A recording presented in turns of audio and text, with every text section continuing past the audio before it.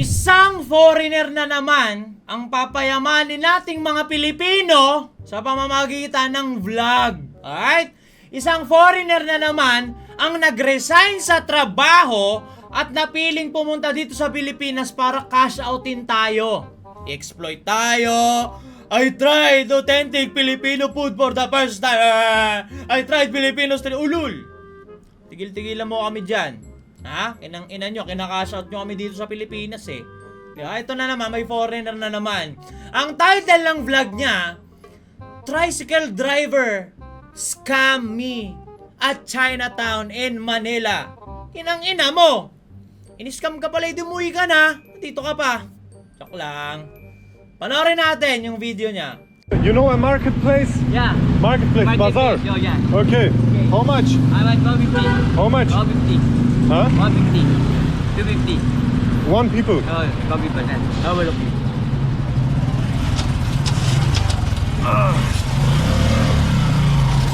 So let's go. What's your name? Kenneth. Kay. Kenneth. Helen. Ah. This kid is driving his bicycle. Oh, you're not afraid? No break. No afraid? Break. Ah, okay. Be careful. So basically, sumakay ng tricycle tong foreigner na to, tas naka-vlog siya. Alright, pass forward natin doon sa commotion. Hello. Sleep. Yeah, you can't sleep here. Wi-Fi. Yeah, I can't sleep here. Just like this. Wi-Fi. What is this? Below the church. Below the church. A church. Ah, okay. Pay. Hey, how much? 2,000. 2,000. No. Another. 2,000 for a ride. No, you. That's too expensive. You walk? Yeah, I walk. Oh. Yeah. And B10. This place. Yeah, okay. How much? 5. 5. 1,500. One. What? I don't understand. 1,500. No, it's too much. 1,000. No, it's too much, bro. 1,000 is too much. How much? You. I give you 200. 5. 200. 250. You say No, 250. 1,000 is too much. Hindi, 500. No, I can give you 500. Pero kung babalikan natin kanina, na-close deal nung tricycle driver na 250. Alright, babalikan natin sa mga hindi nakita. Na-close deal ng tricycle driver ng 250 para sa isang tao. You know a marketplace? Yeah. Marketplace, bazaar. Oh, yeah. Okay. How much? I want 150. How much? 150. Huh? 150. 250. One people. Oh, 150%. Overlook. O, di ba? 250, one people, umuo si Gago, di ba? Umuo ka eh, magbayad kang 250. 2H ka palang gago ka eh. Ako magiging bias ho ako dito I give you Magiging 200. bias ako No. dito I go. na mas kakatigan ko tong Pilipino kaysa dun sa foreigner. Unang-una, bakit? Ang dating kasi sa akin, simula nung nagsidatingan yung mga buwakan ng inang foreigner na yan para dito mag-vlog, ang dating sa akin nun eh, parang exploitation ng kahirapan, exploitation ng kung gaano kamiserable yung buhay natin dito. Di ba? Kasi yung mga gago na yan, ang gagawin niyan dito, ibablog tayo. Di ba? Unang schedule niyan, paglapag ng naiyan yung mga hayop na yan, makikipagtawaran niyan dun sa taxi ng naka-vlog. Di ba? Kailangan ma-scam sila, kailangan gaguhin sila ng taxi driver para clickbait, di ba? Taxi in the Philippines, expensive fare, try to scam me, ganun. Tangala na itong mga ito. Para saan ang dating sa akin ito? Parang kinakash out tayong mga Pilipino eh.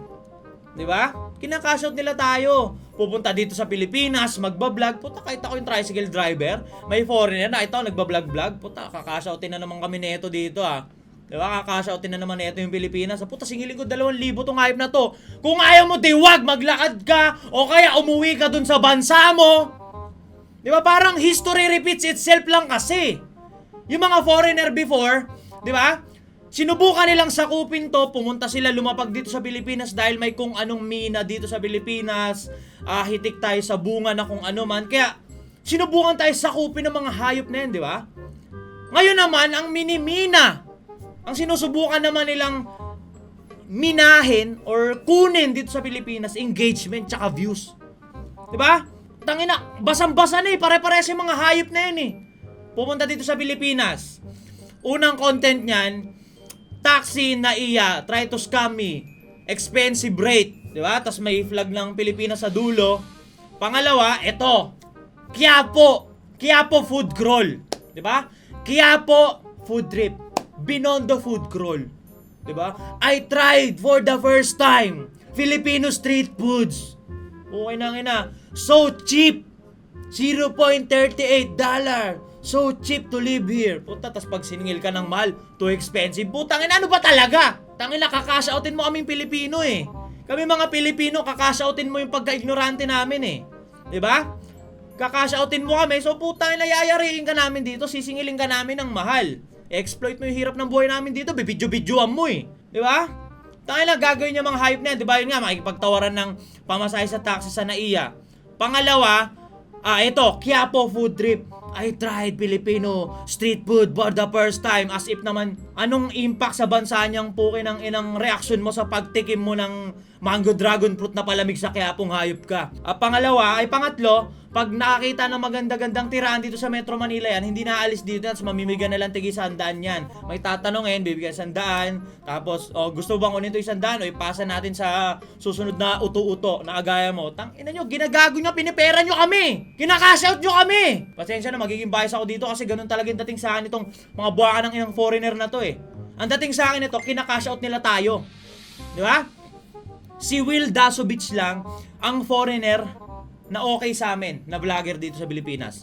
Pero itong mga hayop na to, hindi ko alam kung may GC to sa ibang bansa, itong mga hayop na to na nag-send na, punta na kayo dito sa Pilipinas, magsiresign na kayo, bumili na kayo ng vlogging cam, ng GoPro, dito tayo sa Pilipinas, kakashoutin natin yung pagka-ignorante ng mga Pilipino. Di ba? Bukod sa kinakashout yung pagka-ignorante ng mga Pilipino, pinapalabas nyo pa kung gaano kakupal yung ibang Pilipino dito. Last time lang, dito sa may parang MOA Seaside, may kainan dyan, di ko napapangalanan, may kainan dyan. Pasok kami ngayon ng ako tsaka ng mga tropang ko. Pasok kami, may pambayad naman kami, di naman kami magpapaka-finest China na XDL, hindi. Ako, nagbabayad ako. Pasok kami ngayon sa kainan, walang aircon. Saan po dito yung baka pwedeng doon kami sa doon kasi bakante, may nakita akong bakante, may electric fan, baka pwede kami tumapat doon. Nilipat kami, pinwesto kami doon sa lugar na walang electric fan. Tapos nung may grupo ng mga foreigner na dumating, putang ina, pinaghanda nila ng mesa, may hinugot sa tiyan or sa tadyang na electric fan bigla yung mga staff na puta, di mo lang saan galing, naglabasan yung may electric fan, pinagtututok doon sa mga foreigner. May pambayad sila, may pambayad din naman kami, di ba? Kita mo gaano kakupal yun. Wala daw AC, sira daw yung kuryente. Di ba? Magtitiis kami magpaypay. Tapos may nagdating ng mga foreigner, may mga electric pan pala kayo. Pukin na customer din kami Anyway, balik tayo dito sa mga buwaka ng inang foreigner na to. Kinakashout nyo kami. Di ba? Kinakashout nyo kami. Magpa-cashout din kayo. Di ba? Tapos next content nyo sa Pampanga, nightlife sa Pampanga. Yung mga walker sa Pampanga, bibidyo-bidyoan nyo. Papakita nyo kung gaano ka-cheap yung mga Pinay. Ina-exploit nyo yung kahirapan dito eh. Di ba nagsusurvive yung mga babae na yun eh. Kailangan nyo makakain eh. Bibidyo-bidyoan nyo. Woman in Manila, woman in Philippines. So cheap. Okay nang ina mo. Bakit nakashout nyo kami mga Pilipino eh. Last stop nyo mga buwaka ng inang yan. I tried for the first time Hidden Paradise in Siargao. I tried for the first time Hidden Paradise, El Nido, Palawan. Pukin ang ina mo. Kinakashout nyo kami mga Pilipino eh. Tapos ngayon kakashouting ka namin. Diba? Too expensive. Try to scam. Putang ina, tinitle mo no. Ini-scam ka ng Pinoy. Inang ina mo. Wala kang pang buy tricycle, maglakad ka. Pag kumakain ka dito, kakain ka, sasabihin mo so cheap. So cheap. Iiyot ka sa Pampanga, sasabihin mo woman so cheap. Tangina mo pamasahe, so expensive. Ano ba talaga? Galante ka ba o buraot? Bukin ang ina mo. Pasensya na, magiging bias talaga ako dito. Sa Pilipino talaga ako. Kahit ako yung tricycle driver, makita ako vlogger, puta, bibidyo-bidyoan ako. Tangina, singiling ko talaga, 2,000 tol. Huwag tayong gago. Di ba? Hindi natin, sa mga Pilipino dyan, hindi natin kailangan itong mga vlogger na to. Kahit matikman nila yung authentic Kapampangan sisig for the first time, wala tayong pakisaan nila. Dahil punong-puno na tayo, kaya tayong mga Pilipino, kaya nating tayo na lang. Food vlogger, madami dito. Di ba? Kaso nga lang, lahat ng matitikman ng mga Pilipino vlogger, na food trip, dinarayo, 10 dekada na pinipilahan, nagte-trending, halos pare-parehas. Pero may sarili tayong food vlogger, may sarili tayong mga vlogger. Ba? Suportahan tayo dito. Hindi na tong papayamanin pa natin tong mga hype na foreigner na to. Tapos pag sila yung kinaka-shout natin, mababad trip. Di ba? Pero pag sila yung kumaka-shout sa atin, puwin ng ina. History repeats itself talaga para sa akin. Kinaka-shout nila tayo, sinasakop nila tayo. Ang dami niya mga hype na foreigner na yan. Nagpopurgo dito sa Pilipinas. Unli iyot sa Pampanga. Unli content dito sa Pilipinas, sa Metro Manila. I tried pagpag for the first time. Pukin ang ina mo. Food from the slums. Pukin ang ina mo. Hayop ka, supot. Pasensya na, wala talaga akong makuwang lesson dito. Actually, ayoko nga i-content to pero direct sense sa akin eh. Kasi wala namang sense foreigner.